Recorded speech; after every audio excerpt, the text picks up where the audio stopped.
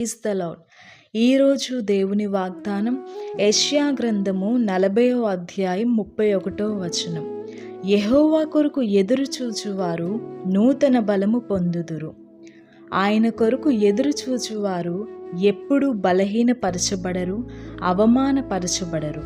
పరిశుద్ధ గ్రంథంలో దేవుడు అబ్రహాముకి, సారాకి ఒక వాగ్దానం చేశాడు. మీకు ఇస్సాకు అను ఒక వాగ్దాన పుత్రుడు పుడతాడని. వారు వాగ్దానం చేసిన వాడు నమ్మదగిన వాడని ఎంచుకొనెను గనుక సారా తన వయస్సు గతించినదైనను తన వృద్ధాప్యంలో గర్భము ధరించుటకు శక్తి పొందెను.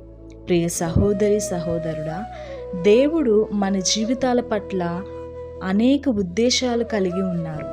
ఆయన మనకిచ్చిన ప్రతి వాగ్దానాన్ని నెరవేర్చుటకు చాలినవాడు. కొన్నిసార్లు దేవుని కార్యాలు మన జీవితంలో జరగడానికి ఆలస్యం అవ్వచ్చు. అటువంటి సమయంలో మన సమస్యను చూసి, మన పరిస్థితులను చూసి మనం కృంగిపోవడానికి వీలు లేదు. సాతాను మనల్ని కృంగదీయడానికి శతవిధాలా ప్రయత్నిస్తాడు. దేవుని వాగ్దానాలనే అనుమానించేలా చేస్తాడు.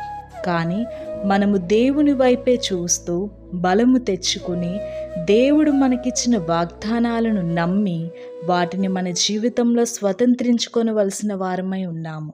కావున ఆయన సమయం కొరకు ఎదురు చూద్దాం. ఆయన అనుగ్రహించు బలమును పొందుకుందాం. ఆమెన్. God bless you.